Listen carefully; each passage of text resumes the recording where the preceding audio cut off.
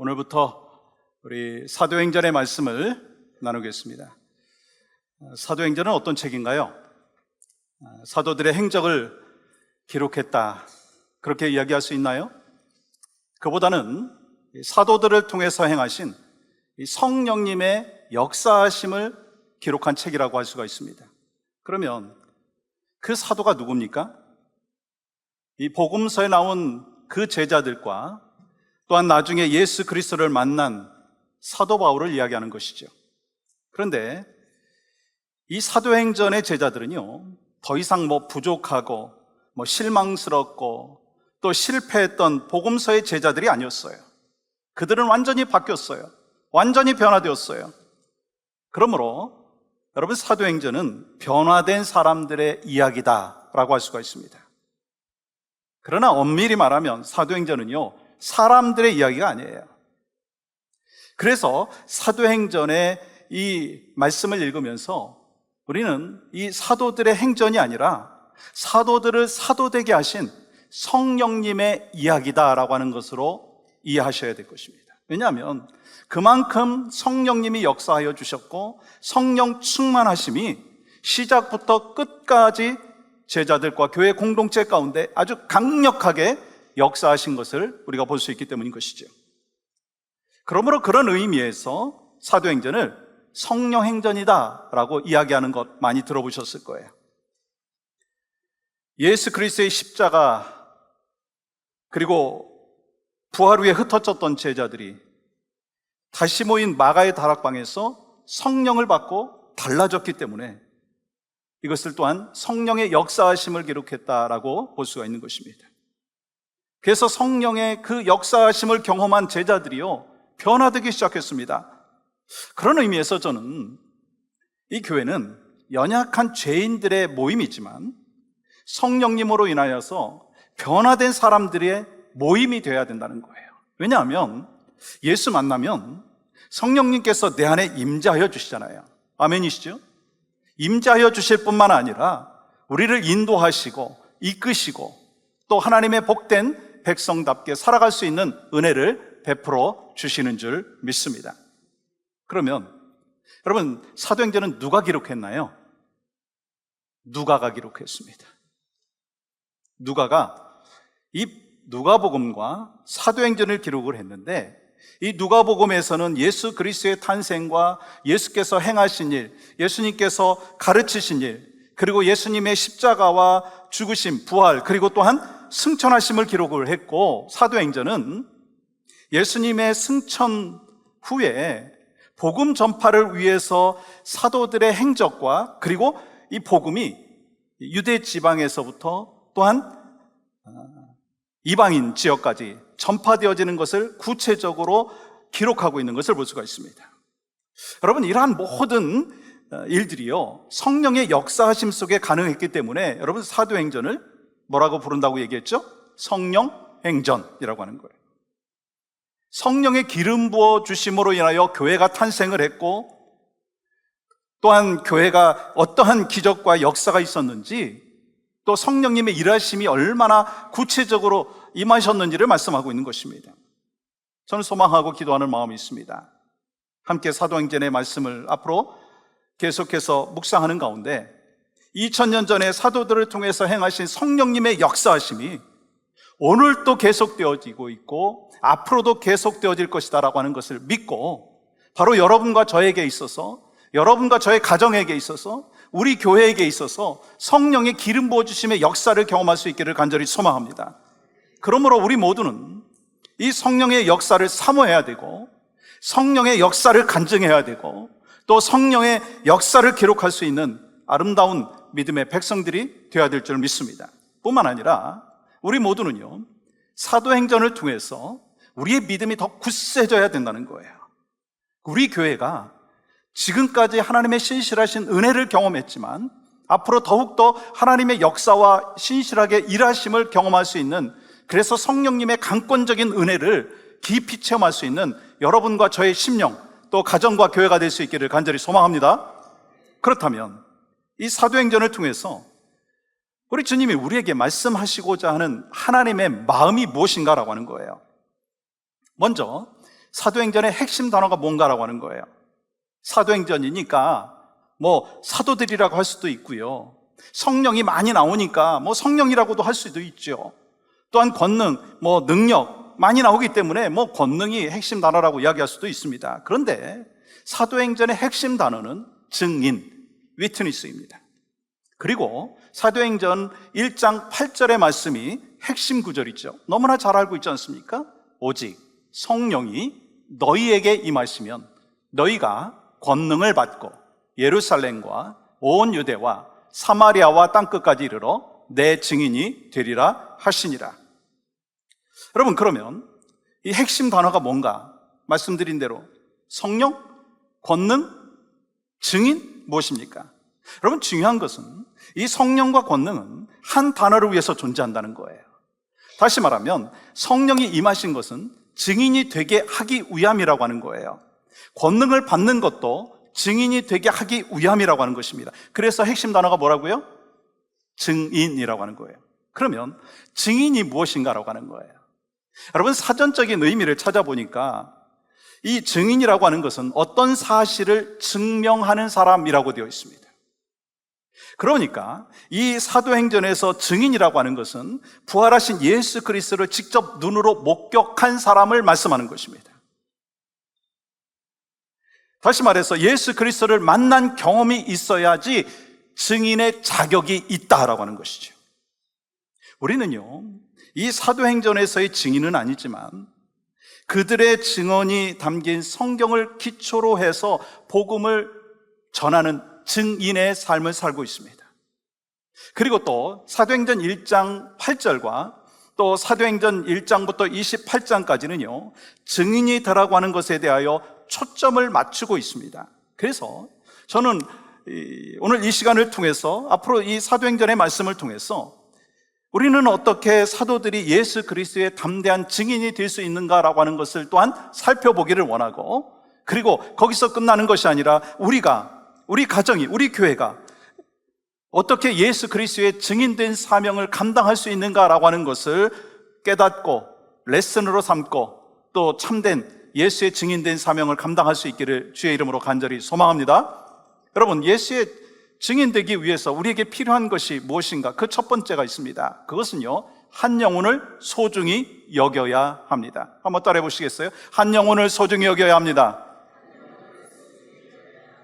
여러분, 본문 사도행전 1장 1절에서부터 11절까지는 서론 부분이지만 이 사도행전에서 나타나는 모든 내용의 핵심들이 기록되어 있어요. 여러분, 어떤 면에서 보면은요, 전체 주제를 포함하고 있는 부분이라고 할 수가 있습니다. 여러분, 본문 1절 말씀은 이렇게 먼저 시작되고 있어요. 데오빌로여, 내가 먼저 쓴 글에는. 여러분, 이 누가가 전에 쓴 편지가 있다고 말씀을 하고 있어요. 그 편지가 바로 누가복음입니다. 여러분, 그렇기 때문에 여러분, 사도행전은요, 이 누가복음의 연작이라고 보시면 될 것입니다. 여러분, 누가복음 1장 1절과 2절의 말씀해 보시면 누가가 데오빌로라고 하는 사람에게 쓴 편지인 것을 알 수가 있죠. 여러분 보십시오. 그 모든 일을 근원부터 자세히 미루어 살핀 나도 데오빌로 각하에게 차례대로 써 보내는 것이 좋은 줄 알았노니 이는 각하가 알고 있는 말을 더 확실하게 알려 함이로라. 여러분, 누가복음은 누가가 데오빌로에게 예수님에 대해서 들은 일들이 모두 사실이라고 하는 것을 알려주기 위해서 쓴 편지라고 하는 것입니다.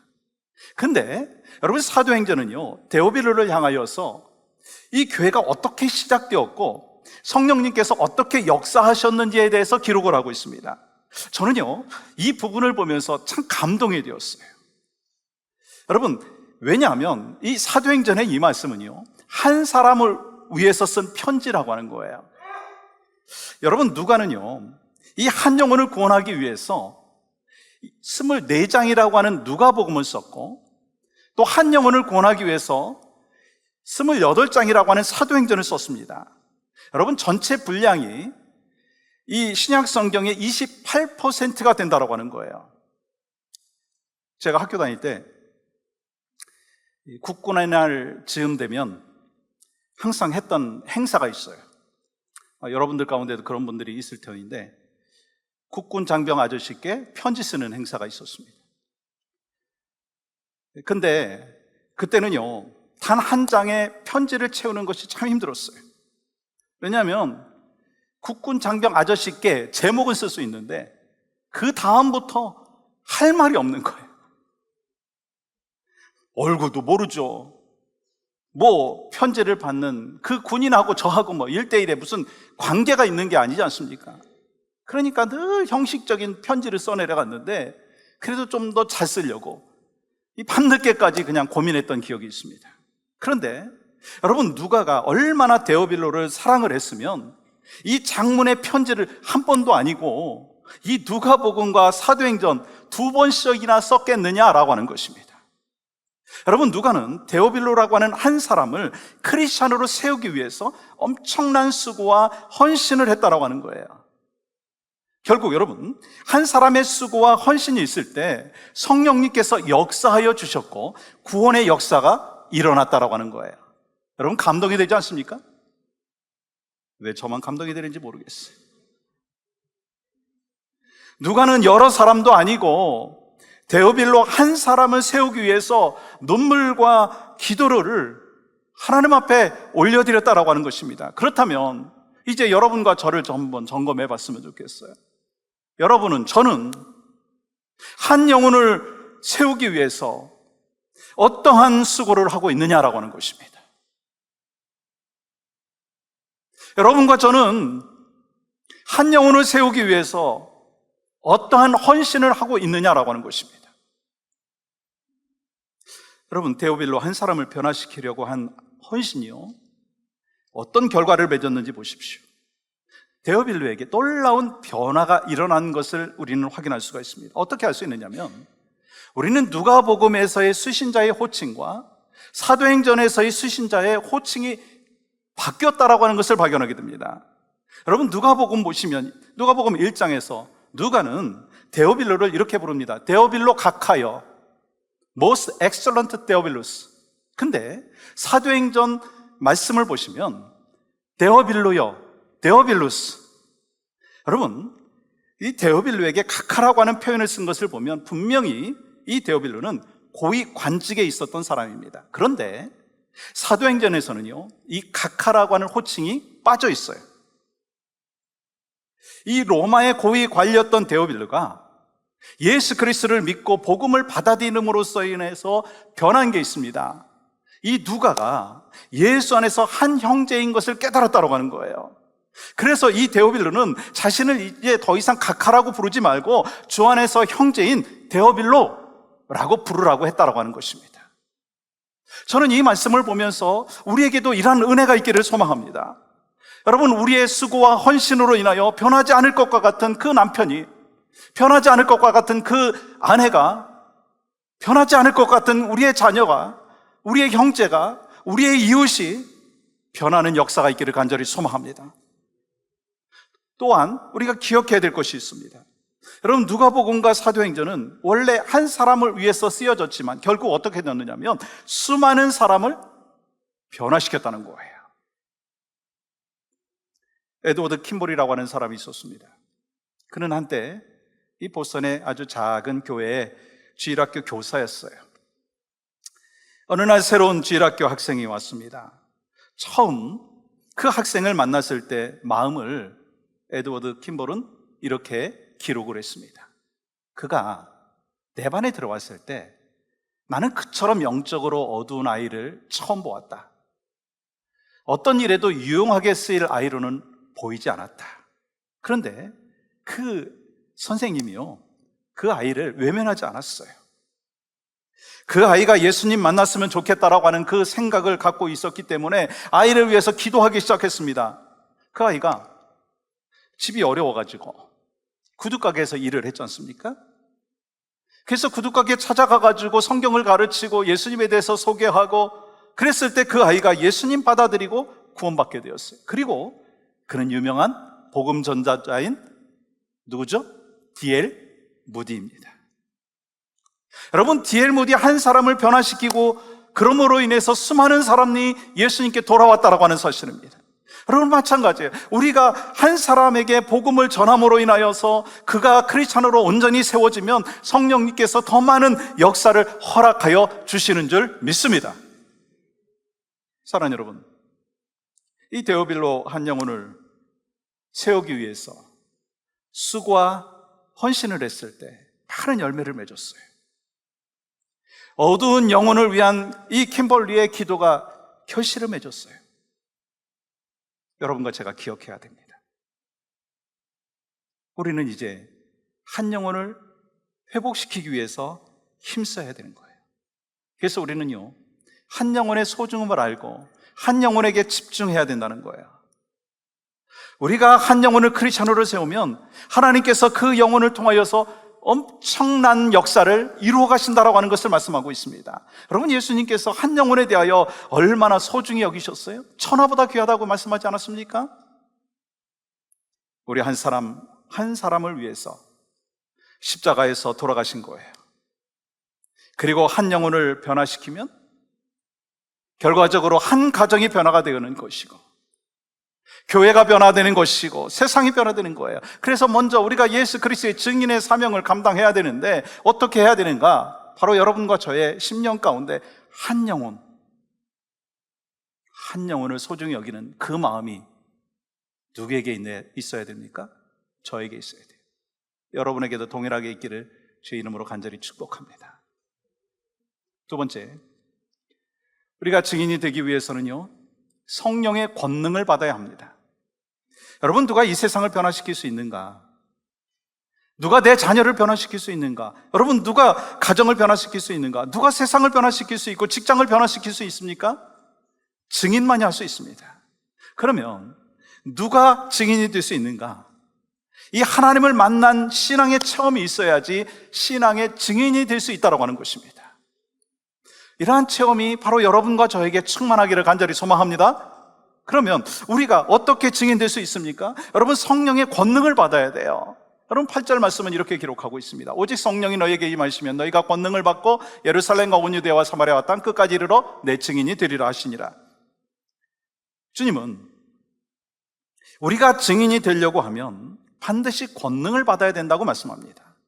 그리고 이 권능을 받으려면 성령을 체험해야 된다고 말씀하고 있어요.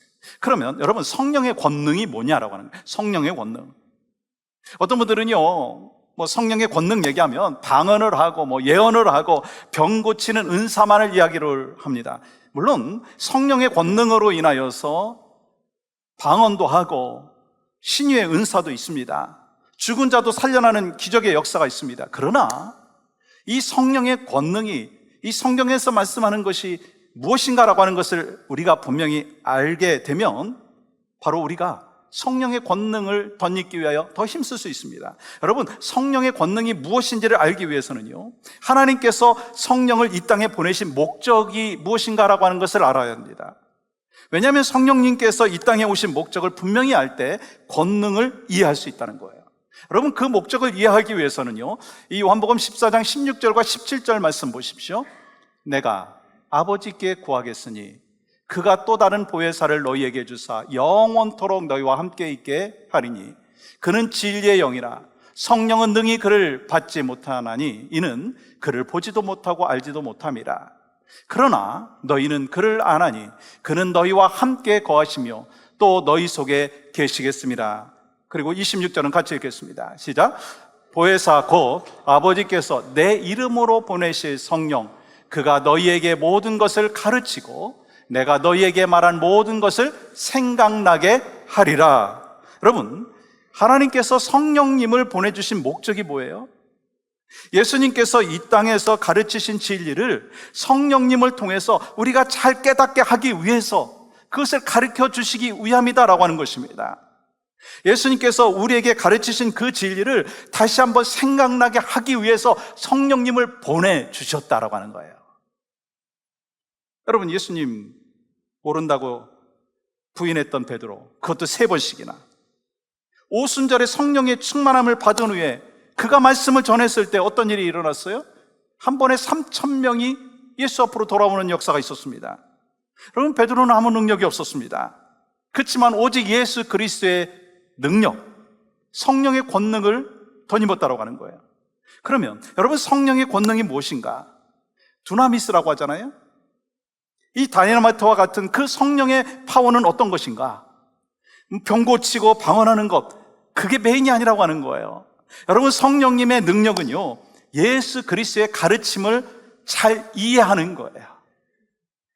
예수님의 말씀을 잘 깨닫는 능력, 그 말씀을 통해서, 깨달음을 통해서 환난과 핍박에도 불구하고 주님만을 바라보면서 주님의 뜻대로 살아가는 그 삶, 내 삶의 모든 것을 내려놓고 증인된 사명을 감당하겠다고 결단하고 살아가는 그 삶이 바로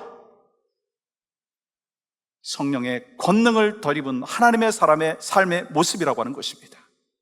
그래서 사도 바울은 성령의 권능을 받고 난 뒤에 어떤 고백을 했는지 여러분 잘 아시죠? 사도행전 20장 24절 말씀 보세요. 같이 우리도 동일한 신앙의 고백으로 같이 읽겠습니다. 시작.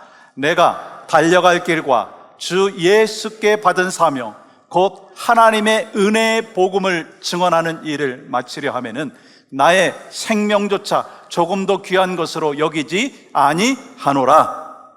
우리가 어떻게 증인의 삶을 살 수 있습니까? 성령 충만한 은혜를 덧입으면, 성령의 권능을 덧입게 되면 잃어버린 영혼에 대하여서 뜨거움과 사랑이 생긴다는 거예요. 왜냐하면 예수 그리스도의 심장으로 우리의 심장이 바뀌는 거예요. 그런 역사가 저에게 있기를 간절히 소망합니다. 이렇게 아멘 안 해주시면 어떻겠어요? 저에게 있기를 소망합니다. 여러분에게 있기를 간절히 축복합니다. 그렇습니다. 여러분, 성령 충만으로 교회가 시작되었고 잃어버린 영혼을 구원하는 일이 시작되었습니다. 여러분, 성령 충만으로 시작된 예루살렘 교회의 모습이 저는 여러분과 저의 모습이 되기를 원해요. 우리의 가정의 모습이 되기를 원하고 우리 교회의 모습이 되기를 원합니다. 그래서 성령님께서 인도함을 허락하여 주시고 우리가 인도함을 받고, 그래서 교회가 더욱더 하나님이 원하시는, 가정이 또한 하나님께서 소망하시는 여러분과 저의 삶이 바로 또한 예수의 증인된 사명을 감당하는 역사가 있기를 주님의 이름으로 다시 한번 축복합니다. 또한 예수의 증인되는 사명을 감당하기 위해서 증인의 삶을 살아야 합니다. 여러분, 증인이라고 하는 단어의 원어의 의미는요, 순교자라고 하는 의미가 담겨져 있는 거 아시죠? 여러분, 여기서 우리가 알 수 있는 게 뭡니까? 이 초대교회 당시에 예수님을 믿고 따랐던 사람들은요, 순교할 각오를 갖고 있었다고 하는 거예요. 여러분, 오늘 본문에 보면 예수님께서 약속하신 성령을 기다리라고 말씀하셨어요. 그러면 왜 성령님을 기다리라고 말씀하셨는가? 그 이유가 무엇입니까? 여러분, 8절 말씀 보시면 오직 성령이 너희에게 임하시면 너희가 권능을 받고 예루살렘과 온 유대와 사마리아와 땅끝까지 이르러 내 증인이 되리라 하시니라. 여기 보시면 이 주동사가 두 개가 나오죠. 하나는 뭐냐면 파란 글씨로 써져 있어요. 하나는 뭐냐면 권능을 받고, 또 하나는 증인이 되리라 라고 하는 거예요. 그 다음에 이 네 개의 지명이 나오죠. 예루살렘, 온 유대, 사마리아, 그리고 어디죠? 땅끝이 나오고 있어요. 참 놀라운 것은 이 사도행전의 말씀에 보면 순서대로 복음이 전해지는 것을 보게 됩니다. 이 사도행전 1장부터 8장까지는 예루살렘의 복음이 전해지고, 그 다음에는요 유대의 복음이 전해지고, 13장부터는요 사마리아와 땅끝까지 복음이 전해지는 것을 보게 됩니다. 그러면 왜 예수님께서 증인이 되라고 말씀하시면서 지명을 언급을 하셨느냐라고 하는 거예요. 여러분, 그것은요 그들이 살고 있는 구체적인 지명을 언급함으로 인하여 우리가 어떻게 예수의 증인으로 살아갈 수 있는가, 그 방법을 말씀해 주시기를 원했다라고 하는 거예요. 마찬가지로 내가 증인의 삶을 살아가기 위해서 지금 내가 처한 그 삶의 현장에서 증인의 삶을 살라라고 말씀하시는 거예요. 여러분, 우리가 세계를 품는 것 참 필요합니다. 멀리 나가서 선교하는 것 우리 역시 잘 해야 합니다. 그래서 지금도 수많은 선교사들이 선교지에 나가서 선교를 하고 있습니다. 그리고 우리 교회도 티와나 이미 했고, 또 이제 엔세나다, 페루, 그리고 니카라과, 또 계속해서 아프리카, 또 이렇게 선교하고 또 서포트하고 있습니다. 왜 그렇게 합니까? 자기 마음대로, 자기 계획대로 하는 것이 아니라 하나님께서 그 마음을 주시고 비전을 주시고 뜻을 주셔서 나간 거예요.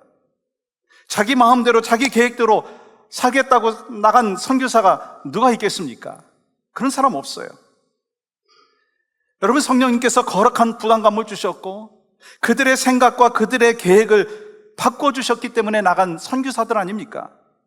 그럼 몇 주 전에 우리 선교 보고하신 우리 데니엘민 선교사님, 그 에스더민 선교사님 그 간증을 들으셨잖아요. 미국에 살면 좋은 환경에서 이 경제적인 부족함이 없이 편안하게 살 수 있는데 메디컬 닥터라고 하는 좋은 직업과 또 이곳에서 가족들과 함께 또 사랑하는 성도들과 함께 혜택을 누리고 살면서 복음을 전하면 그거 누가 뭐라고 하겠어요. 그런데 그들에게 거룩한 부담감을 주셨어요. 처음에는 가족들도 좀 가지 않았으면 하는 그런 마음을 갖고 있었습니다. 그럼에도 불구하고 선교지에 나갔어요. 여러분, 이 모든 것이 자기 계획과 자기 생각대로 한 것이 아니라 성령님께서 자신의 생각을 꺾어주셨다라고 하는 그 고백을 한 것을 여러분 듣지 않았습니까? 여러분, 성령님께 민감한 사람은요, 성령님께서 이끄시는 대로 순종하는 거예요.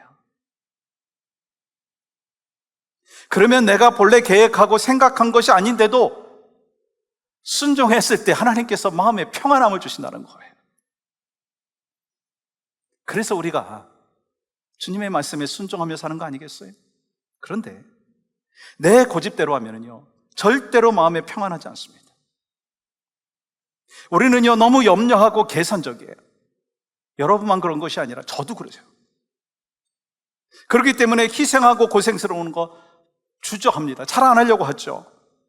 그런데 우리가 기억해야 될 것이 있습니다. 여러분, 이것은요, 하나님께 쓰임 받을 수 있는 귀한 그 순간을 스스로 포기하는 것과 같다라고 하는 것입니다. 그러나 성령님께 순종함으로 인하여서 우리는요, 하나님이 주시는 샬롬, 평안을 누릴 수 있어요. 왜요? 성령님께서 결단하고 나면 그 길을 열어주시기 때문에. 근데요, 그와 동시에 어디서부터 선교를 해야 되느냐? 땅끝까지 가야 하지만 하나님께서 오늘 뭐라고 말씀하십니까? 예루살렘이라고 말씀하고 있어요. 그러므로 여러분, 우리는요, 선교의 삶을 내 가정에서부터 이루어 나가야 된다고 하는 거예요. 근데 많은 분들이요, 순서가 바뀌었어요. 왜냐하면 복음을 전하는 것이 가장 어려운 곳이 어디입니까? 예루살렘이에요. 가장 가까운 곳이에요. 예수님께서 예루살렘에서 십자가에서 죽으셨지 않습니까? 그러니까 누가 믿겠습니까? 근데 예수님께서 뭐라고 말씀하셔요? 예루살렘부터 하라고 말씀하셔요. 우리는 선교지에 나가야 합니다. 이웃을 전도해야 됩니다. 그렇지만 먼저 가정부터 증인의 삶을 살아가라 말씀하시는 거예요. 예루살렘이 어디라고요? 우리의 가정이에요. 예루살렘이 어디라고요? 여러분, 가족이, 우리 믿음의 식구들이 함께한 공간이 바로 예루살렘이에요.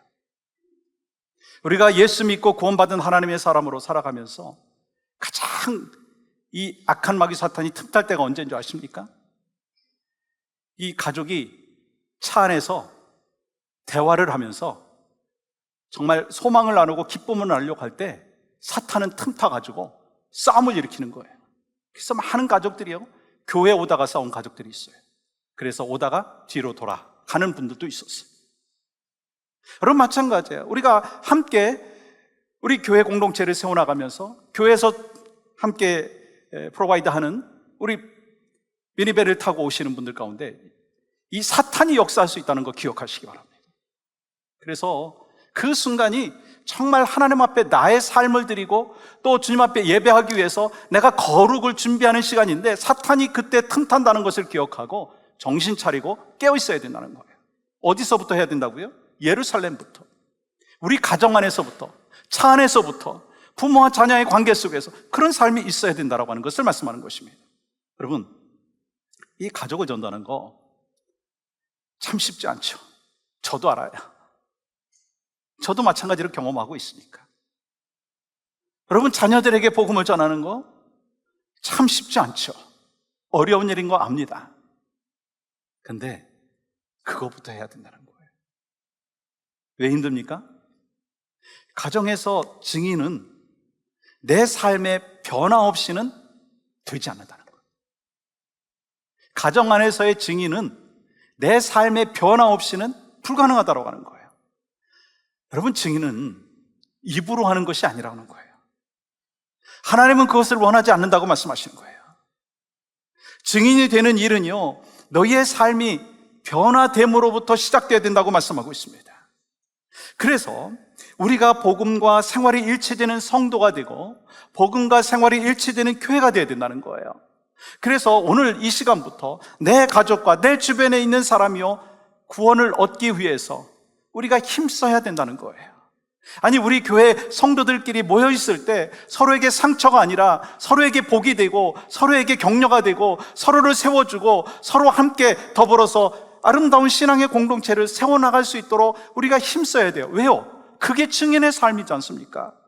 우리가 먼 곳에 나가서 선교하는 거 꼭 필요합니다. 그러나 먼저 어디서부터? 예루살렘부터. 먼저 어디서부터? 가정에서부터. 어디서부터? 차 안에서부터. 어디서부터? 목장 모임에서. 여러분, 그러한 삶이 바로 여러분과 저에게 있어야 되는 거예요. 사랑하는 여러분, 우리 인생에 하나님께서 맡겨주신 사명이 있어요. 이 땅을 살아가는 사람들 가운데 이 사명이 없는 사람 한 사람도 없어요. 다만 그것을 내 힘으로 힘겹게 감당하느냐, 아니면 성령의 권능으로, 성령의 능력으로 감당하느냐, 그 차이뿐이라고 하는 거예요. 여러분, 그렇기 때문에 성령 충만한 사람과 그렇지 않은 사람의 차이는요, 마치 이런 것과 같습니다. 여러분, 태평양 한가운데 목적지를 향하여서 노를 젓는 그 한 사람을 바라보십시오. 열심히 졌습니다. 얼마나 힘들겠습니까? 그런데 성령의 바람에 돛을 달고 그 성령의 바람에 의해서 목적지를 향하여, 항구를 향하여 달려가는 그 사람은 평안합니다. 그러니까 우리가 성령님을 사모해야 돼요. 그때 자신의 가정과 교회가 성령의 역사하심을 경험하는 것입니다. 우리가 하나님의 일을 하려고 하고 교회에서 좀 더 헌신하려고 하고 또한 하나님께서 맡겨주신 사명을 감당하려고 할 때 사탄은요, 동일하게 역사한다는 거예요. 그래서 그것을 대적하고 극복하기 위해서는 우리에게 성령의 권능이 필요합니다. 하나님의 말씀의 분별력이 필요합니다. 그러므로 인하여 여러분과 저의 삶 가운데 오직 성령님의 역사를 경험하기를 원합니다. 이를 위해서 우리에게는 이런 기도가 필요합니다. 성령님, 우리 가운데 임재하여 주시옵소서. 성령님, 우리 교회에서 함께 예배하는 가운데 나에게서 눈물이 나오게 하여 주시옵소서. 나에게서 기도가 터져나오게 하여 주시옵소서. 예배를 드리다가 주님, 내가 이렇게 결단하고 내가 이렇게 헌신합니다라고 하는 그 하나님 앞에 올려드리는 헌신이 있는 그 삶이 바로 내가 살아가는 가운데 역사하여 주시고 또 우리 교회 공동체 가운데 있기를 소망합니다. 그런 기도가 바로 여러분과 저에게 있기를 주님의 이름으로 간절히 축복합니다. 말씀드린 대로 사도행전의 제목을 성령 행전으로 부르고 싶은 것이 그 이유입니다. 성령님께서 역사하여 주셔서, 성령님께서 일하여 주셔서 우리가 정말 하나님께서 맡겨주신 사명을 잘 감당할 수만 있다면 여러분과 저는 주님 앞에 갔을 때 착하고 충성된 종이라고 하는 칭찬을 반드시 받을 거예요. 여러분과 저에게 맡겨주신 사명, 예수의 증인되는 사명을 감당하는 것입니다. 이를 위해서 우리에게 필요한 것이 무엇입니까? 한 영혼을 소중히 여기자는 것. 저의 마음 가운데 주님이 주신 그 도전이 있고 회개가 있고 또 결단이 있었어요. 여러분에게도 동일한 은혜가 있기를 원합니다. 한 영혼을 소중히 여기게 하여 주시고 성령의 권능을 허락하여 주시옵소서. 또한 증인된 삶을 살아갈 수 있도록, 그러므로 인하여 우리 가정이, 우리 목장이, 그리고 우리의 자녀들이 예수 믿고 구원받고 참된 주님의 그 능력 안에서 살아가는 역사가 있게 하여 주시옵소서. 그 결단이 바로 여러분과 저에게 있기를 주님의 이름으로 간절히 축복합니다.